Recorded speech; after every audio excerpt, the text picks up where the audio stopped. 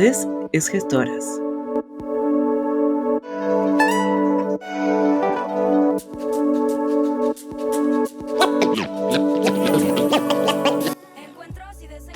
Mercedes Caxaj is the artistic co-director for the Sunfest-London Committee for Cross-Cultural Arts, which presents innovative global arts programming in London, Ontario. She has served as head of programs for Small World Music and produced the Global Toronto Music Conference, as well as the Emergence Music Incubator. She works in collaboration with the International Indigenous Music Summit and has been recognized widely for her contributions to the music scene.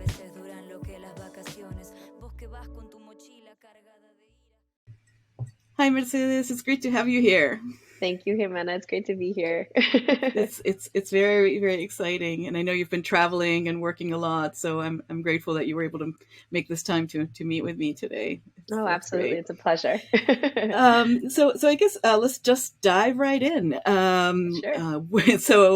Anush just told our audience who you are, but I wanted to hear more from you about your background. What led you to become Mercedes Caxaj? How did you become this producer? Because I know that in your past you had other careers and in other fields. How did this happen?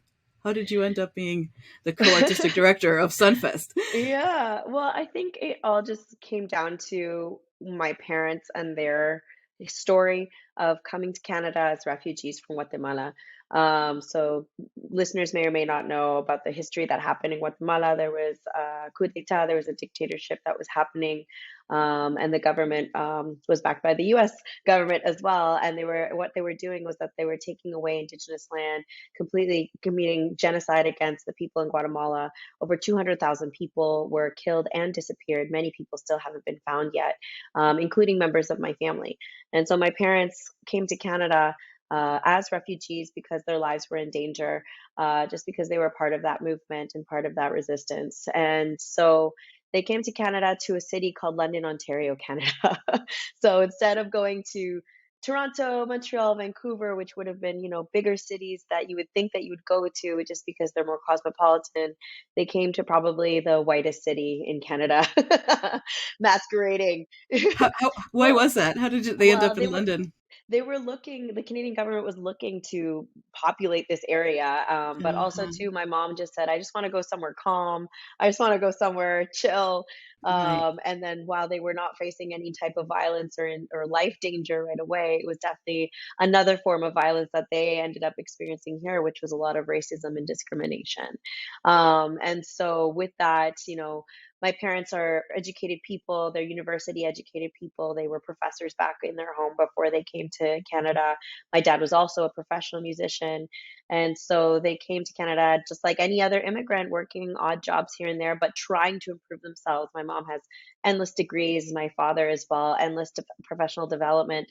And they wanted the same for my brother and I. And my brother came at 2 years old and I was born here. And so what they did was that they put us in this school, French immersion, because they said, hey, in Canada, people can learn French for free. Of course. Right. Yeah, of course. Why not? Whereas most families are saying they think that that'll confuse the kid to learn more than one language. They're like, well, they're going to learn Spanish at home, French at school, and English everywhere else. It's going to be amazing. Pretty great. Yeah. It was really good. And so what ended up happening is that we ended up going to a school that was not full of immigrant kids. It was full of white kids. And so it was my brother and I with like maybe 6 other kids that were not white in this school of 400 students. So right away, it was kind of one of those things of feeling of otherness. And so that leads to my story of who I am now, simply because my parents always had that feeling like, well, we got to make a difference for our lives. And my father, especially, he started working odd jobs, but eventually landed a job where he was doing small events like poetry readings, lectures, maybe small concerts for an NGO that was in town that was helping immigrants settle in. But his role was specifically to create these events in order to create community and see. And so what he was noticing was that there was tons of immigrants in London, but they just weren't being represented in the larger scheme of what it was when it came to like festivals, events, concerts, that kind of thing. And then of course, him being a musician, music was the heart of what he wanted to work on. And then eventually he wanted to create a festival because essentially when you think about a multicultural festival, you think of that kind of tokenization or that stereotype of what each culture is. Right. Ukrainian culture, Indian culture, Mexican culture, and thinking Right. of like what those are and really uh, presenting more so community groups, which is great, but like traditional and not necessarily innovative, contemporary, and professional quality acts, Mm, right? And so right. that's what he wanted to focus on. And so that's what led to starting the festival. I was 8 years old during the first edition of the festival. So I went there and I had a cardboard box asking for donations because this festival is a free festival. The reason that he wanted to do it that way was because he realized that people weren't willing to take a risk to the unknown. And also, he wanted to make it accessible. And so that's essentially like what we continue to work on, as a father daughter team, but also as a family.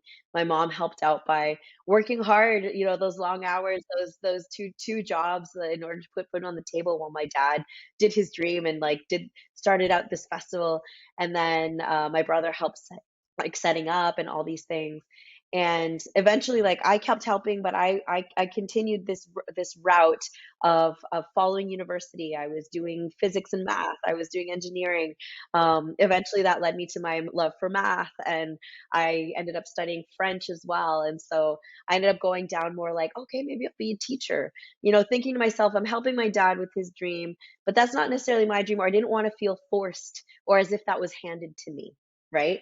Inevitable or forced, right? Or Yeah, predestined, right? yeah, and I didn't want anything like I don't know, I had that, like, idea of, like, I have to work for, like, what I want, and so, Right. like, my dream is gonna be being a French teacher or, like, a math teacher or something like that, and I ended up doing that for a little while, and then I realized that wasn't really for me, and I still kept helping with Sunfest, and my role got bigger and bigger and bigger, so I ended up, eventually being the site manager, planning everything of the entire site, which is, like, 5 stages and, like, the 250 vendor Wow. marketplace. And then eventually I was living in France for a while. And what happened there was that this was back in 2008. And my father was going to a conference in Europe and said, I'm going to this conference. Why don't you come with me? Like, you're living in France. It's just a short plane ride over. I said, of course, why not? Like, get to know that world. And that was more like the booking and discovery of artists and things Mm, like that, doing the networking. And that first year, I was completely hooked. I was yeah. completely hooked. And I just said, look, this is what I want to continue working on. Absolutely. I still kept doing some marketing jobs. I worked for a global marketing company. I was doing like sports nutrition marketing and like health products, things like that, which was kind of crazy to think about now. And I was very lucky because at the time I had a supervisor who knew of the work that we did with our festival and with our year-round concert series and outreach. And she said, anytime you need time off, let me know and just go to your conferences and do because I know what you guys do for the community. And that was really great. I got very lucky in that sense. And so I kept doing both, but eventually it just both jobs ended up going too crazy for me that I eventually had to pick. So I immediately switched over to nonprofit.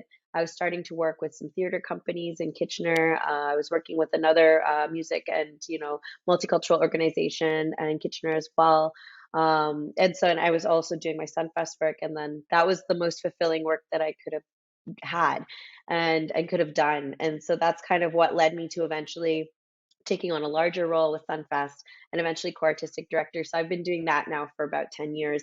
And so with my father, we like co-direct this organization where it's like booking the artists, but all the way to, booking the porta parties or something like that. Like it's Right. everything, and it's Very not. glamorous. Oh Yeah. yeah, like yeah, whereas like many places where you're the director of an organization, you end up, having other people do that for you. And it's not necessarily the case still at this point.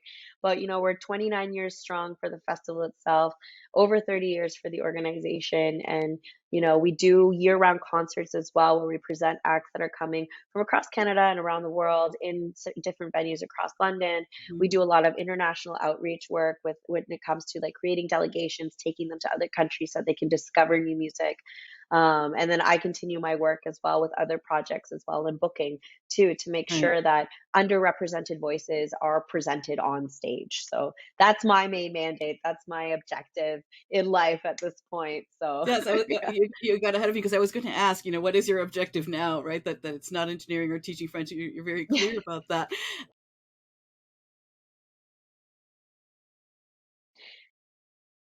Yeah, so this year, absolutely. So it started back in 1995. So we're now in our 29th edition coming up this July. So it's always the second weekend of July about. This year it's July 6th to 9. And we have 4 days with 5 stages, 250 vendor marketplace, and it's all free and accessible to the public. And that's on purpose because we want to make sure that the art is always accessible to families, to anybody from any kind of socioeconomic status that wants to access arts and discover new music from all around the world. And we don't tokenize the acts. We make sure that we're presenting just acts that speak to us when we go see them. We're very fortunate that we get invited all around the world in order to discover these acts. And so we bring them back. And it's very exciting for us to see somebody on stage in South Korea, for example, and then know that they're going to be on stage in Canada and see them on stage in London, Ontario. So for those 4 days, it's a big party for essentially the city. We take over downtown Victoria Park, so it's right in the middle of the city. So it's no one has to really drive anywhere unless they're coming in from outside. So we get about 100,000 people coming throughout the 4 days, which is incredible. And back in 2019, we had NPR, a branch of NPR, come through and check it out, and they just said that this was the biggest family-friendly event that they had ever seen. And that's considering that we don't have a kids section, we don't have rides, we don't have carnival-esque type things. It's all based around the music, food, crafts that are there, but making sure that people are coming together through the music. So you'll find there also, like, we collaborate with some beverage companies. So there's beverage areas for people to go and chill and hang out. There's music programs specifically for those areas. But yeah, eventually it's just a big hippie fest where Yes. people can It come. sounds Or amazing. I want to get on a come. plane and go. I You will are someday. absolutely more than It welcome. sounds amazing. So I have more questions about it, about your role in it. So do Right. you? I know you were just traveling, booking people, and I know that's a big part of what you do. At Sunfest itself, do you do programming? Do you do managing the vendors? Do you seek the funding to support it? What other things do you do there? Yes, so I would say that maybe half our job, if not more, is grant writing, sponsorship grant writing, reporting, interim reporting, budgeting. Like, that is the biggest thing because it is a free festival. Our job throughout the year is to find the funding to make sure it stays free. And so that's the biggest job that we have, is seeking funding from multiple levels of government, which in Canada we're very lucky that we do have that. But that means a lot of work on our part in terms of writing these massive grant applications and reports and things like that. Advocating to sponsors, we're very lucky. We have a big bank sponsorship, which is nice because we can use that money wherever it is that we need to use that money. And then ultimately seeking those small sponsorships, private sponsorships as well. When it comes to vendors, that's a very important part of our revenue stream as well. And so we want to make sure, one, that the pricing is accessible, but it also makes sense business wise for us. And it still continues to be one of the most affordable events, even though we have Right. tons of people that are coming to it. And so, yeah, a lot of that throughout our year is, yes, planning. Like, the planning of this edition coming up in July hasn't been a year. It's been 2, 3, 4 years, simply because of the booking of the artist takes a long time, especially when it comes to, like, sometimes we act as agents ourselves because we want to bring a band from, I don't know, let's say Mozambique, but they need at least 4 or 5 other gigs in order to make the tour make sense. Or we have to apply for funding on their behalf, or supply letters for them to apply for funding, or all of the above. Usually it's all of the above. And so it does take a lot of work to bring even one of these acts. We have a great partnership with a lot of people in Colombia. So we're always presenting people or Mm. acts from Colombia, because the music in Colombia right now is just so incredible. It's so innovative. And like, you drive 2 hours and the styles are different. And there's just an incredible amount of talented people in that country. It's fantastic. So if we wanted to make a festival of only Colombian acts, we totally could, but we can't. We want to represent as much as possible. But this year, for example, we're bringing three, and they're all incredibly different. One is like a traditional voice and tambor type of act. It's called Enkele. We have a Latin jazz group coming from Cali, Colombia. We have an Afro-Pacific group that mixes like hip hop and reggae and new rhythms in with their traditional Afro-Pacific rhythms. And like they have a marimba de chonta. Like it's, you know Oh, what I mean? So it's all like, it's all different and beautiful. And that's what we want to present. We don't necessarily want to present traditional music, but it's so valid to do it. We want to present a spectrum of things. So that's kind of our job too, is to find that balance of what is it that we're presenting from all these different corners of the planet and all across Canada as well, because that's a very important component of our work, because Canada is an incredibly culturally diverse country, and so many musicians have come from so many parts of the world, and they have come together to collaborate on their own projects, which are now influenced by each other. And that's something that's new. They're creating new genres essentially, which is something to discover as well. and do you have repeat artists that come, or do you always try to get different artists, or is it a mixture of both things? It's a kind of a mixture of both. I would say that 90% of our acts every year are new. We present about 40 to 45 acts every single year. Each one plays at least twice throughout the festival, and that's on purpose.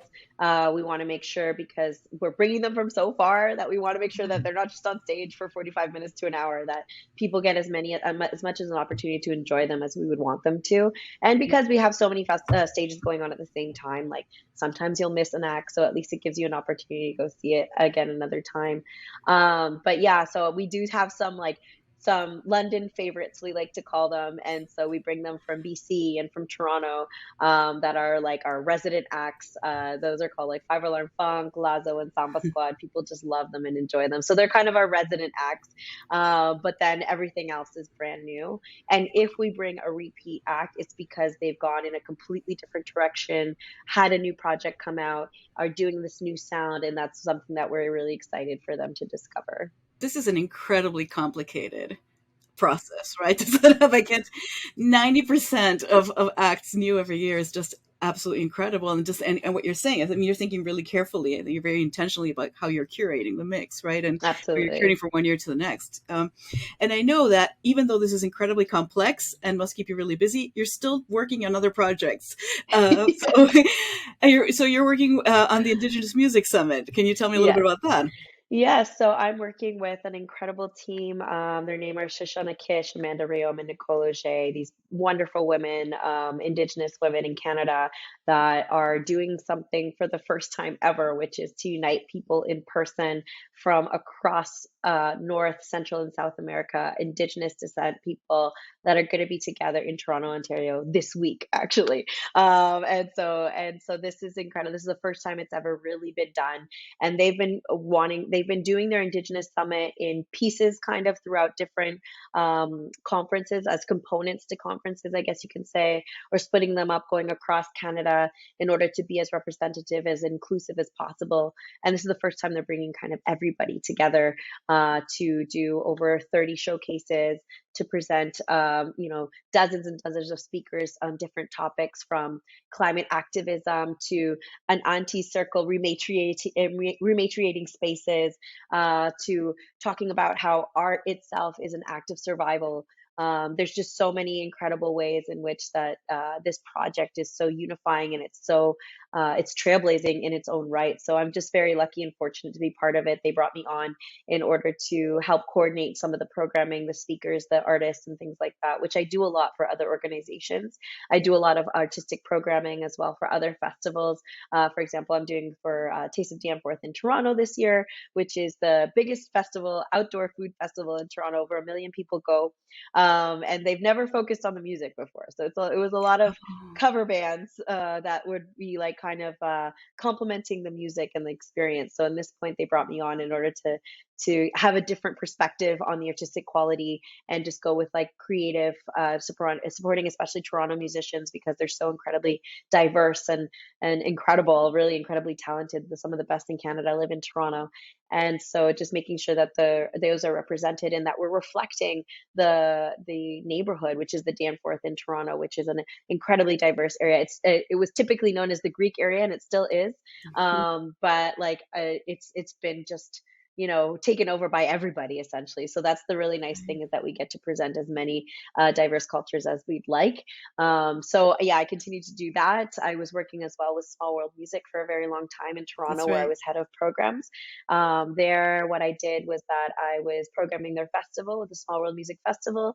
I was also their lead production for their Global Toronto Music Conference. So conferencing is another part of my heart that I love. I love bringing industry people together, because they're the ones who are putting people on stage, whether it be the programmers, the techs, the agents, the managers, etc. Those are the people putting people on stage. So they need to have a different perspective in terms of making sure that we're as equitable and as sustainable and as, you know, inclusive as possible on our stages, and making sure that the industry goes in that direction, as opposed to just presenting big commercial acts that are not necessarily as representative to people that are supporting them, right?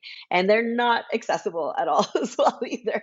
I mean, a lot of people are paying $800 a ticket to go see big acts, and that's fine. I respect that, but not everybody can do that, and we need access to the arts. So I was doing that, Global Toronto, the lead production for that, and then I was also their head for their Emergence program, which was an incubator program for newcomer musicians, newly landed refugee musicians that come to Canada, that were professional musicians from whichever country they came from, but that came to Canada and haven't necessarily found that niche. And so it was a development in the sense of not their artistic skill, but more so their industry knowledge. So getting to know the granting system, getting to know how managers and agents work, music supervision, how that works, how do you get a song on the radio, that kind of thing. And so we did some retreats for them to just kind of bond and get to know each other. And what's been nice is that there's been results from that. There's been new bands formed, gigging musicians gig with each other now. And that's a really nice thing that I, this year, since I'm no longer head of programs, I stepped away from that role in order to focus more on Sunfest and grow that capacity. But I came on as a mentor this year, and it was really lovely to see just how it's evolved and how that program's gone. So that was with the one working with newly arrived refugees. That was part of Small World. It's under the Small umbrella World of Small Music, World yeah, as well. yeah. Uh-huh. And this is so interesting. I have so many things to ask you. The next thing I'm going to ask you is, well, I'm curious about, you're working with very different kinds of people, very different kinds of musicians, and very different kinds of approaches, right? The people in the Toronto music scene, and now these newly arrived Yeah. refugees who are professional musicians, and you're working with Indigenous musicians, and you're working with, the incredible mix. What are the things that are that you find that are in common for all, no matter whatever artists you work with? These are certain things that you always keep in mind, or that they have in common. And what kinds of differences do you observe, maybe between some of the groups? I would say that the struggles are the same. There's always the struggles that are the same in terms of like feeling underrepresented and feeling as though there's an inequity in the system, which there is. And so I would say that struggle is the same. So whether it's from different perspectives, it's still the same one of not being heard at the table, or feeling like not being heard at the table because there's not enough representation. And when I think about like Latino culture, Latinx culture, it's the same struggle as well, because it's largely underrepresented in terms of what it is. Yes, we might have this huge industry of like reggaeton that's happening right now, but and that's great, but like at the same time, that's not necessarily representative of like all of the culture, all of the Yeah, different genres, all of the different areas in which the people struggle, and it right. completely doesn't talk about the struggle that Latino people, like from Central America especially, have had to deal with, and of leaving their homes and like having to go to other places, being displaced. That's massive. And so there's been a lot of dictatorships that have happened in Latin America that, you know, all of us, we see each other as different, Colombians versus Mexicans versus, da, da, da, but we have the same struggles. And so Right. that's the same thing across with a lot of these people from all over the world, from Africa, Asia, all over, these indigenous people. something that's amazing that's happening in Canada right now is that the Indigenous peoples are getting their voices. They're taking their lands, they're retaking their language, they're reappropriating everything for themselves, and really setting, in my opinion, an example for the rest of the world of what could happen when Indigenous people really take the forefront, take the lead, and are put in front of the media. That's one of the biggest things as well. And so I would say that those are the commonalities. The differences are just that, the difference of experience. So, I think just essentially just our cultures can be sometimes different, but at the same time, they're so similar. When you think about Indigenous culture across North, Central, South America, we all have the same beatings. We all have a type of rainbow skirt. We all have the drum that is essential and crucial to us, to our heartbeat. And so the work with the Indigenous Summit was important to me because actually, my last name Caxaj is actually Cachiquel. It means strength of the river. So it's a Mayan last name from Guatemala, and it's an area of my life that I'm still discovering, and I'm still getting to know and understand what their traditions are, what things mean, etc. And some people here in Canada are miles and miles ahead of me in that regard, and getting to know their culture more and really being at the forefront and being proud of it. And so Yeah. that's what I see is that those are some differences where it's like sometimes some have taken the lead in, let's say, like making their stance. And so those are setting examples for other cultures as well, which is beautiful to see as well. For sure, and there's also there's a difference. I think a generational difference as well, right? From my generation, perhaps to yours, that in my generation we also had to flee Uruguay, also under the dictatorship. So we have 50 years of legacy, right, in Latin America, and a very complicated relationship with the United States, of people having to leave their homes, leave their countries, disappeared people up and down the continent, right? Hmm. And that legacy has implications for how we conduct ourselves, the kind of music we make, the kind of art that we make. And that is very much not understood. But I think where the generational difference comes between your generation and mine is that in my generation, speaking Spanish in an English speaking country was a mark of shame. Right, Hmm. claiming a Latin American identity was shameful. Having, with my name, it was always, do you have a nickname? Oh, do you have an American name? Right. Yeah. Whereas I see now in the current generation, there's a difference, right, Hmm. of openly being proud of the Latina identity, openly Of being course. proud of our mixed heritages, right, and of speaking Spanish. And it's Hmm. part of what I'm trying to do, our whole team is trying to do with Gestoras, right, to show the enormous diversity that there is Hmm. in cultures and approaches, but that we all share certain common strengths and certain common, uh, I guess, values or intentions, and pride in our culture, in Oh, cultures. absolutely. Yeah. I see that, and that's something that like I'm envious of the generation below mine, like Gen Z, Gen Z, sorry, um, that is below mine because I didn't grow up with social media. Like I was still in that in between, where like I grew up without. I remember our first computer, like that was the first one that was Right. out, and like I remember the dial-up internet. I remember all of that, and so I didn't grow up with social media all around me, where there were social media channels and accounts that were that like pride of like wearing the Latina culture on your, and like, the big hoop culture. Like that's Yes. incredible to me. Like if I had grown up with that, oh my gosh, I would feel like so empowered, and luckily I feel it now, and but I'm like in my 30s, and like, my mid 30s, and had I felt it in my 20s, oh my gosh, I think the potential would have been incredible, and like I'm not just speaking about myself, I just mean for like my generation. Yeah. So that's the beauty of like us being able to connect right now. And I see what you're saying, that like just there is this like pride that is that, and that's amazing. It's amazing that, and it's amazing to then learn from each other and learn how we're so different, but then understand how we're so similar, and that's incredible to me. The hoops that hit me right here. Yeah. The hoops. It's. I put away my hoops many years ago, and then recently I have felt again very comfortable wearing my hoops. So I have a lot of hoops now, but the hoop earrings, Good. absolutely. Oh, I'm all Uh, about the big and, earrings. and wearing red and black in the hoops. I mean, it's Yeah. back because it's that's absolutely true. Yes. Yeah. So I remember also at the Grammys many years ago, decades ago, even when Ricky Martin performed La Copa de la Vida. That was right before Oh the yeah, World I do Cup, remember that. and I Uh-huh. just remember looking at the audience through the TV and the Grammys, and people were excited and respectful and excited, enthusiastic, and just feeling this sense of relief Mhm. that they were greeting him that way, and this sense of pride also, right? That Oh something that yeah. had come from our cultures, that our cultures had created, was being recognized, and you can say whatever you can think whatever you want about the quality of that song or whatever, but that it was in Spanish, in an Yeah. English setting, in that culture, Hmm. and that it wasn't treated as some kind of exotic, Yeah. one off little, was amazing.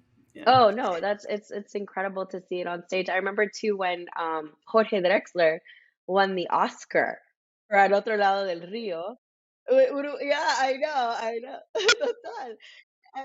And they had Antonio Banderas like sing that, which is fine, but he's Spanish and not a singer. And so that was, but I loved just that he didn't try to speak in English, nothing. He just sang the song. That's what was so beautiful about that acceptance. It was amazing because that was the pride in and of Yes, but itself. it also shows you where the industry was at the time, that they had a Spaniard who's not a singer Yeah, interpreting a song that was from South America, right? So there was 100%. a way to go. There was a way to go, but now you see all sorts of different groups and singers that are just appearing and winning awards and Yep. speaking Spanish, and Yeah. it's becoming more and more commonplace. So festivals like yours are so important, and I can't imagine the perseverance and the work that it's taken for this festival to be on year after year for 29 years. Yeah. I was actually That's an having a enormous undertaking. Yeah, I was actually having a conversation this morning with my partner, and just we received some not so great news about a grant. And Mm. one of the comments was you know it wasn't innovative enough. And so I just like lost my mind because it was within the city itself. It was a grant from the city. And so I just said to myself, why do we need to keep justifying our existence when we're clearly serving, you know, the global majority within our city? And so I just don't understand why we haven't had this level of support, and that was the comment. And so I'm all for taking constructive criticism. I am Yes. 100%. It makes you better.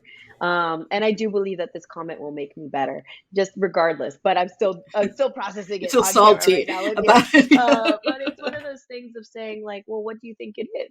Well, what do you think it is? We're presenting new genres on stage. We're presenting brand new groups and collaborations. We're doing first time tours for so many bands from all over the world into Canada. I would like to know how more innovative we can get. You want me to have some kind of hologram going? Well, someone's already done that. I think frankly, Mercedes, the only thing you're missing is cover bands. I think that Yeah, I think you're right. I think Bon Jovi needs some Bon presence in my Jovi, festival. the Spanish language interpretations of Bon Jovi would be amazing. 100%. But that goes to your comment of like every year we have to justify our existence, and we're a small organization. We're 3.5 people that put on not only the festival. I say see half because it is part-time. But like we put on not only this massive festival, but we put on concerts throughout the year. We do our outreach work throughout the year. We collaborate with other organizations. So it's year-round work that we're doing. And it's not just this, and it culminates, let's say, into this festival. But that's not the only thing that we do. So it's like, Mm. as much as we're proud of the numbers of people that come out, of the numbers of artists that we help out during pandemic, we're still helping out techs and artists and venues by doing online programming, things like that. Um, but what we are most proud about is the social impact, making sure and seeing that families are coming, families that wouldn't normally be able to afford a ticket, families that wouldn't see their culture represented on stage ever. people coming, waving their flags, proud that we're finally presenting somebody from Senegal or that we're finally presenting somebody from Palestine. That was huge. Like we had droves of people coming out. It was the first band coming to Canada from Palestine that was at our festival. And so those are things that we're so proud of, is to see the people out front enjoying. So that social impact, it's it's worth the Yeah. struggle of every year, because every year it's a struggle. And every year you have to innovate. Hello, London, Ontario. You have to innovate on how you approach that funding. Yeah. Yeah, Yeah. exactly. So Mercedes, I want to, we're in our final stretch of our conversation. And I think our conversation is going to continue offline for many, many years to come. Yeah. But in this context, I want to ask you, for our younger listeners and for especially particularly young women who want to do the kind of work that you do, right? Who are interested in festivals in particular and want to work on the way that you do it, right? To really try to get people to be reflective and live equity and inclusion, live this really wide and deep thinking about access and representation. So let's say that there's somebody like you, but just starting out. What advice would you give to her? I would say that there are many times that you want to give up, but don't. Because I'm sure there's many people that do because it's too hard, but it's worth it. It's worth it because no matter what, you're making a difference in someone's life, at least one. And that one will be your own, for sure, 100%. Because as long as you're living like what you want and your truth, your own personality, your own femininity, everything, you're making a difference in your life. Because when I like one of my things of one of my uneasiness, I suppose, that I had, one of my fears that I had before really fully on grasping my role of working with my father, being a co-artistic director with him, was this imposter syndrome. Do I deserve this? Which many women face, right? Do I deserve this? Was it just handed to me? Did I work really hard for it? Yes or no? Will people only see me as like a female, smaller version of Alfredo, which is my dad? Will they take me seriously? Like, there's so many doubts. And so I think just in the end is that there's so many reasons that the world will tell you to quit, and your own insecurities would tell you to quit, but just don't. Because ultimately, like, once you continue, you'll see that difference that's in your life. And I've never had a more fulfilling time in my career than now, because I've been really just saying, I'm not him. I'm not this person. I'm myself. This is what I do. This is what I believe in. I thank everybody who works with me because I learn from them every day. But ultimately, there's a way in which I work and that I want to continue. And that's been influenced by many other people, just as we should. We should all share knowledge. We should all learn from each other. But ultimately, I would just say, just don't quit, because you're always going to make a difference, at least in one person's life, and that one person's yourself. That is absolutely beautiful. I'm going to tattoo it on myself somewhere because you're speaking to the imposter syndrome. In a way, you're saying that keeping doing the work that you love, that you believe in, that you seem to have an affinity or ability to do, is a way to also build yourself, build your strength, build that sense of like, I'm doing what I'm supposed to do, and I am where I belong, where I'm supposed to be doing it. Exactly. So, Exactly. as you know, here in Gestoras, we ask each one of our guests to leave a question for someone else. So I'm going to ask you the question that somebody left in our question bank for you. And Mhm. this comes from Alicia Olivares from Peru. She is an actress and founder of the Afro Mujeres en Escena, so Afro Women on Scene, which supports women of African descent who either are in the film industry or in the theater industry. So here's Amazing. Alicia's question. She says, "What are the challenges and difficulties that you're going to have to resolve, or you will encounter in order to be successful in your next arts management, cultural management project?" So, what is the next project, and what kinds of things are you already thinking? I'm going to have to deal with that. Well, I'm gonna have to deal. I think I've already kind of mentioned it throughout this session. It's just that constant justification to people who don't understand and don't get it, because they live in their own little bubble in terms of, oh, well, this is how we've done it for 35, 40, 50, 100 years. And so therefore, why do we need Like, why do we need Indigenous voices represented at the table? I don't understand. That's never been an issue before. Why do we need Latinx culture represented or African culture? It doesn't, no, like that doesn't make sense to me. You think that that doesn't exist anymore? That is Oh, not it the does. case. It 100% does. And like, and it's that's the challenge that I have to face and accept that I have to face and overcome the fact that I'm going to have to face that frustration, I guess you can say, but move forward regardless and move forward with the project and understand that there will be some no's, there'll be some rejections, it'll happen, but just to continue moving forward. So I think that's been the most difficult process. There's always challenges that come up. Everything can seem like it's smooth sailing, then all of a sudden something comes and it happens. But I would say that just that constant gatekeeping that happens at different levels, whether it be artistic programming, whether it be grant funding, whether it be permit building, or whether it be marketing access or news or media access, there's a constant gatekeeping that's still there. And that's that challenge that I still have to face. Yeah, and it comes, I think, also from a lack of curiosity, right? It comes from Hmm. fear and a lack of curiosity about what, or openness about Hmm. how would this be better? How, what you were saying earlier, right? How we all learn from each other, Yeah. how accepting, new viewpoints and new ideas helps us be better. Um, Yeah. Where's the flexibility? You know what I mean? yes. Where's Whereas, the flexibility? Where's the adaptability? Understanding that our society has changed and it has different needs. It's demanding things now as opposed to staying quiet. So, and that's amazing. that's And amazing. so for me, a lot of people ask me like, "Oh, this event's happening during Sunfest weekend. Does it bother you?" I say, "No. The more events that happen, the better because then people come Yeah. out and people come together and then they can travel in between events, and that's amazing because ultimately it's all about making sure that we're enjoying, but that we're coming together as a community. That's so important because we can't just stay in our homes. Otherwise, we're just, especially in Canada, it's too cold. Like we can't just stay in our homes all year round. Summer needs to be that time where everybody comes out. It comes out, yeah. Yeah. And we've talked about difficulties, but what gives you joy? Where does your joy come from? What things do you enjoy most about what you do? Oh my God, my joy comes from seeing a band on stage and seeing people dance. It's that simple. I just like seeing people happy and dancing. When people are dancing, they're happy.